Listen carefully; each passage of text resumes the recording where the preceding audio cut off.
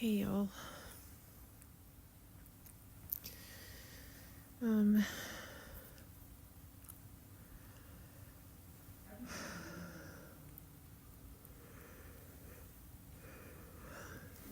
had another dream about my daddy. This one was from a while back, like 2008, 2009. We were driving around in a van, one of Allie's vans. And I was bugging him.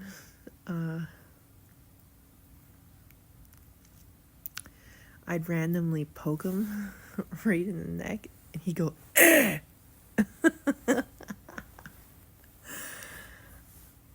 And he'd be like, "Stop doing that or I'll rip your arm off and beat you with it." So it was a good dream, a good memory.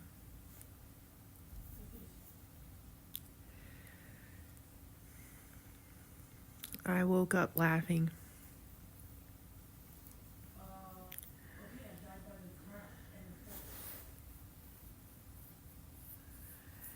First time in a while I've smiled. And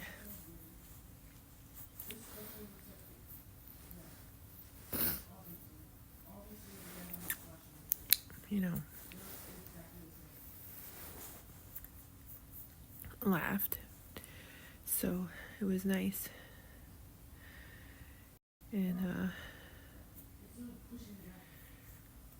I didn't wake up thinking that he was alive today. Today I remembered. So it was the first day in a couple of days that I didn't wake up confused.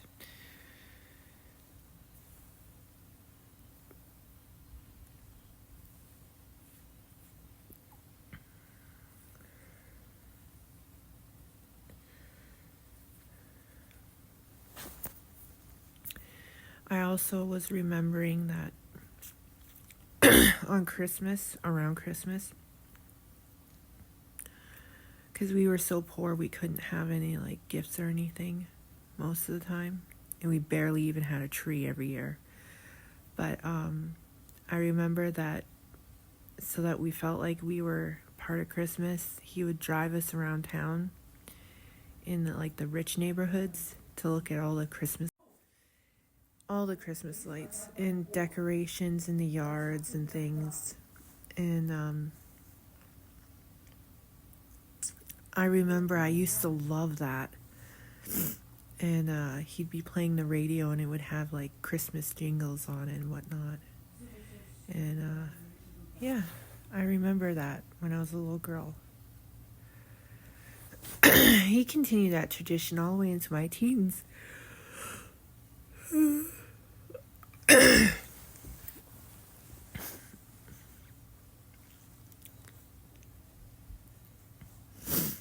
And then, of course, when we were all adults, we would gather at one of our houses. One year it was my house. The next year it was my dad's house. And then, yeah, like that. And we'd go and collect presents from each other. And not much, but we had something. Little things. And but I can't find any photos of Christmas with my parents. I can't find any of them. But I remember we had. Like, I was there. I remember at the apartments at Doncaster when Logan was a baby, for instance. I remember the big pink house that we lived in. They came over. And then we went to their house when they lived somewhere in Surrey. And then after that, we just drove to each other's houses to exchange gifts when they were living in the basement suite and I was living at Hammond. So I have memories, but there's no pictures with those memories. You know what I mean? It broke my heart. Like, why don't I have any pictures? I found some pictures of my daddy, though, with Logan when he was like a day old. And then when he was 6 months old.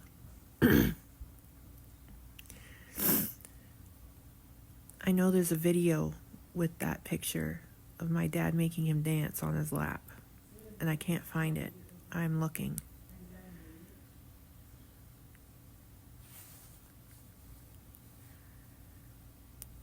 I'm like searching for anything with my dad in it. I guess this is a part of it too. Normal grieving process where you try to find every single memory you can with the loved one that you lost.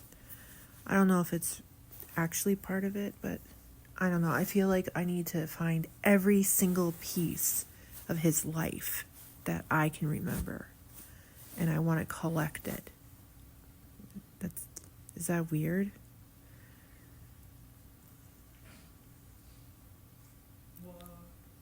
I don't even know if I'm normal or not. I keep asking people, is this normal? Because I don't know. I've never experienced normal stuff. I've always felt outside of normal. So if all of this is normal, then for the first time I'm normal. Ever. But yeah, so I've been just searching for pictures and videos of my dad. Yesterday, the day before, and I'll probably be doing it today too. Just trying so hard to find anything with him.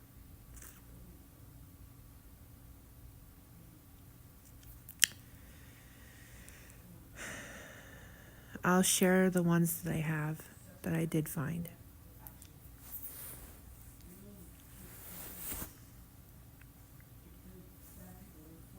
They're very bad quality. You have to remember this was like years ago. So the cameras back then on the phones weren't that great, okay? Just letting you know. They're pretty grainy, so I apologize for their quality, but yeah. Well, I'm dressed now. We're gonna be going pretty soon.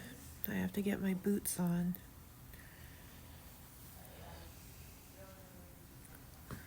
I can't remember if I'm forgetting anything.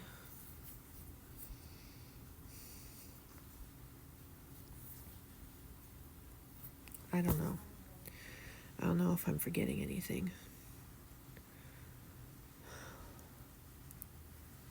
Having It just says Christmas Eve Mass. That's it. having a rough day.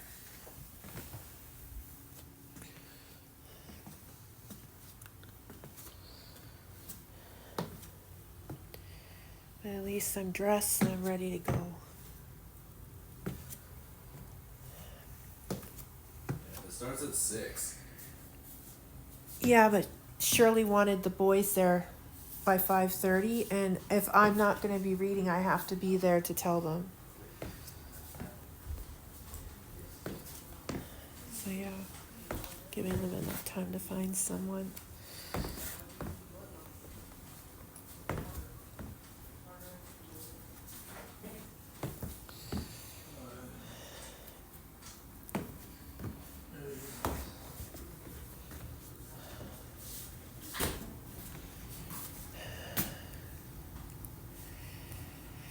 Anyway, we're going to be leaving in 10 minutes, so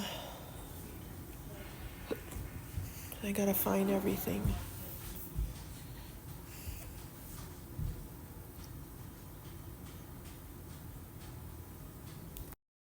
All right, this is going to be my goodnight video. But I wanted to tell you guys stuff. So, as you know, I've been struggling since my daddy passed away. And I really, really needed to understand, because I can't process something unless I understand it. So I don't know how to describe it other than that. I have to understand. So let me tell you what I needed to understand. I needed to understand what happened to my father. So I wanted to know what his body went through when it was dying. I wanted to know what happened to his body. Moments before death, death, after death, and then when he went to the funeral home. I wanted to know what was going on. I wanted to know what happened.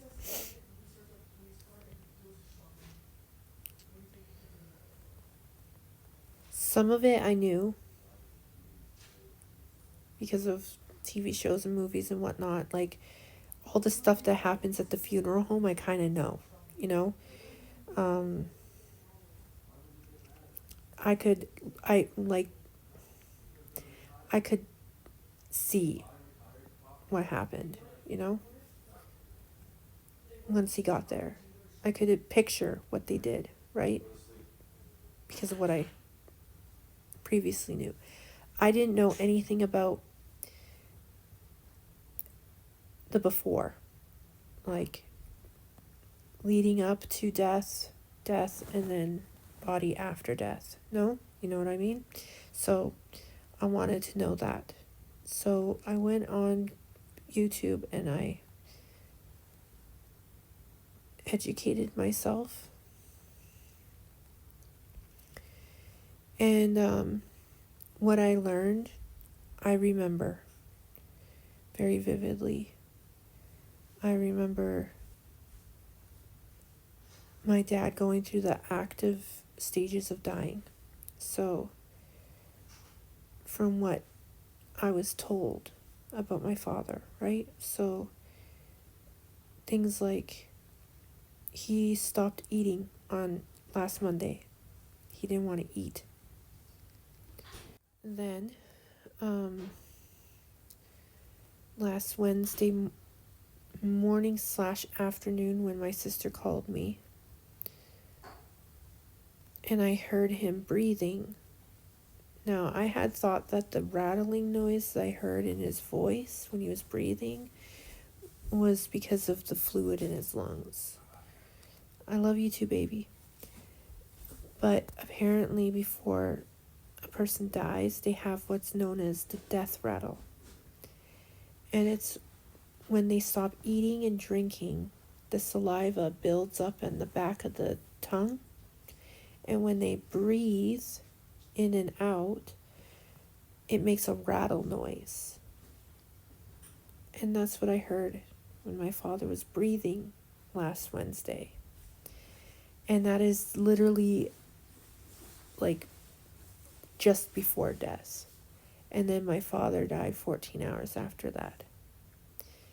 And once you hear the death rattle, it can take up to 23 hours. But no more than 23 hours after the death rattle starts, the person dies. So, learning about what my father was experiencing and understanding it a lot better. Like, I knew when she told me that he had a hallucination before she left, I knew that was delirium. It wasn't hallucinations. I knew it was delirium. And I knew he had not much longer. I knew that. Don't ask me how I know, but I knew. I also knew that when he went in for his heart attack, that he would not be going home. I knew. I don't know how. I just knew. I knew all of that. And still, it was very rough for me today. I couldn't process.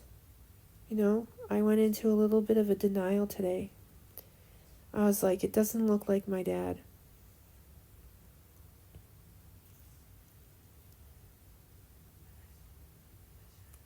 You know?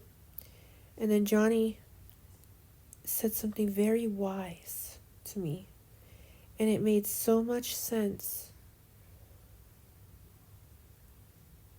that I got snapped right out of denial.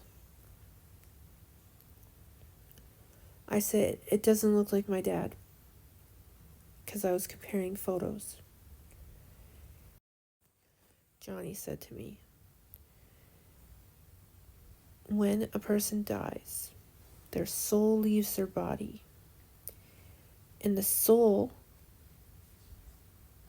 the body needs the soul, right? The body needs the soul to look like the person you're looking at. So when the person dies, like when I die, I won't look like me because my soul won't be in my body anymore. So my body will go through a change, right? My face and my body will both change as soon as the soul's gone. And so what made my daddy look like daddy no longer there. So that's why he doesn't look like daddy. My daddy's somewhere else now. And he left behind the house that his soul was living in. So that's what we cremated. We cremated my father's vessel that was housing his soul while he was here. And so I understand better now that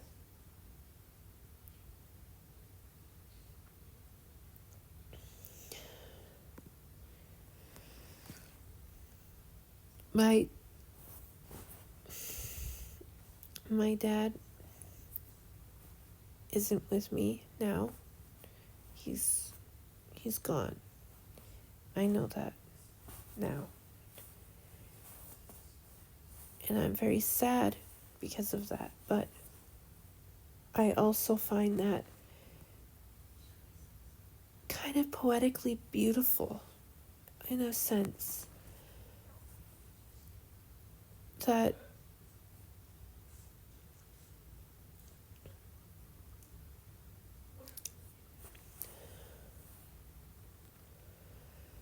how do I say this? That we live and we touch people's lives. We have lives. We live. And then once that's done, the life, then the soul goes somewhere. I believe my daddy went with Jesus. I don't care what anybody says. I don't care. Family or whatever. I don't care what my family says. I believe that my daddy went with Jesus. My daddy is with Jesus. And that I will get to see him again. And that this is a temporary goodbye. My faith also tells me that this is a temporary goodbye. And I probably don't have that many years. And they'll go by really quick. You know, like I might live to 60 or 70, but they're going to go real quick. And then I'm going to find myself in active dying. And I'm going to stop eating and drinking. And I'm going to have death rattle. And then I'm going to go into a delirium. And then I'm going to leave this house vessel.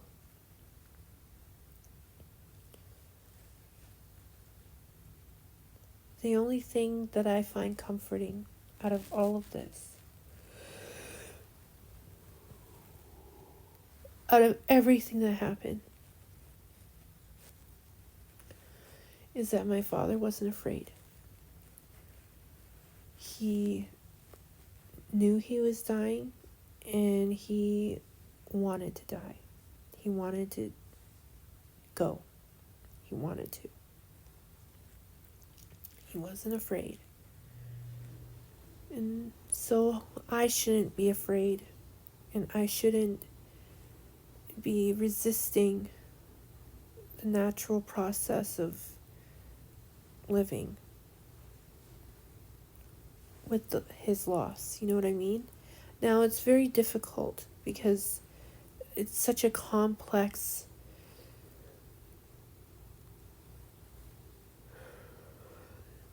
emotion, grief.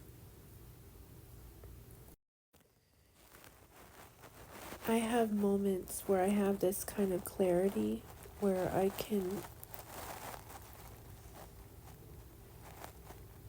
it's like I accepted, but then I have moments, it's like waves of confusion, uncertainty, and sadness, immense sadness, like so much sadness and pain and sorrow.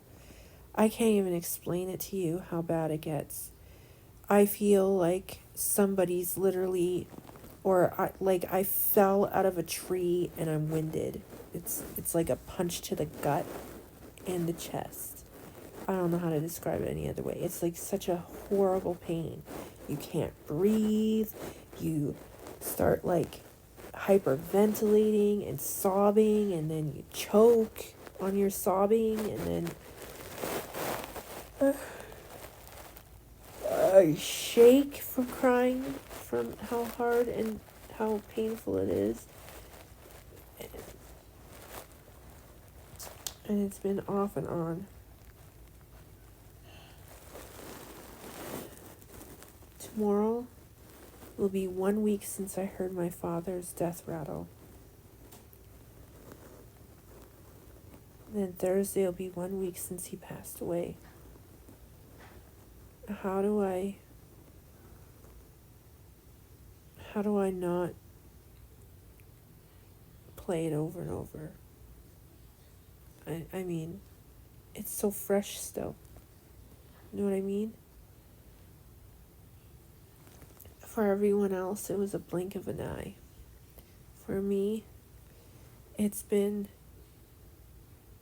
going over and over the same, like the footsteps of the last week of my dad's life. You know what I mean? Like Monday, I talked to him on video chat. Tuesday, Kaylee called me video chat, and I saw him, and he looked like he was dying. Like he was not well that day. I thought he was dying, right? And then Wednesday, she called me to tell me to call my mom to get her to call her. I heard my father's death rattle. Thursday, we found out he died in the middle of the night. And how do I not do that? How do I not go through that? What the sequence of events for that week? And it's just like a rerun. So it's just very complex. Like I've been trying to be patient with myself, but I'm also trying to force myself. And I don't know how not to force myself. It's just my nature. My nature, I like to do things quickly. Anybody that knows me knows this.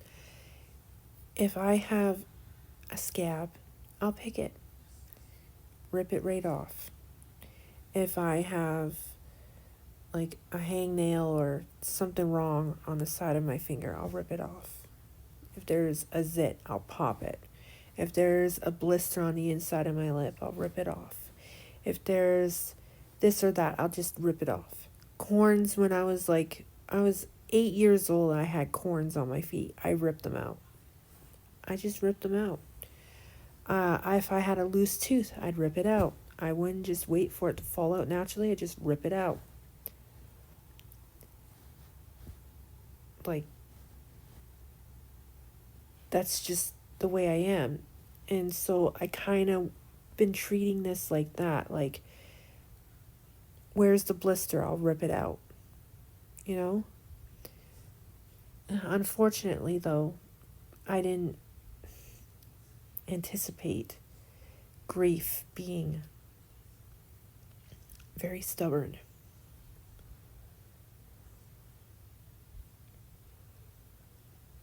So I'm trying to allow my body to do its natural course of grief.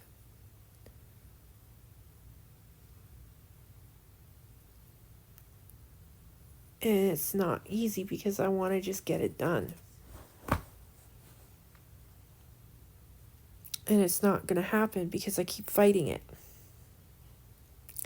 But I don't know how not to fight. So that's the predicament I'm in now. I'm fighting my grief. And my grief is kicking my butt. And I have moments when I'm okay. And I have moments when it's just so damn difficult I can't even move. Just sobbing and crying and wailing really loud. I don't know how to not do that. And I know that it'll and the thing is that I know that eventually I won't cry every day. It'll be once in a while. Maybe on a birthday or a holiday, like Father's Day, Christmas, Easter. Days I remember with him, you know. Calgary trip, anniversary, my birthday, my siblings' birthdays, I'll remember him and I'll cry probably. It's all natural, right? That's natural.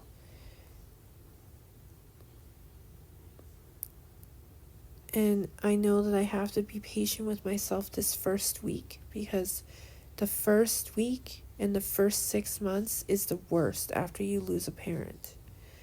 So I know this. My brain knows this. It's just the process of my emotions, you know?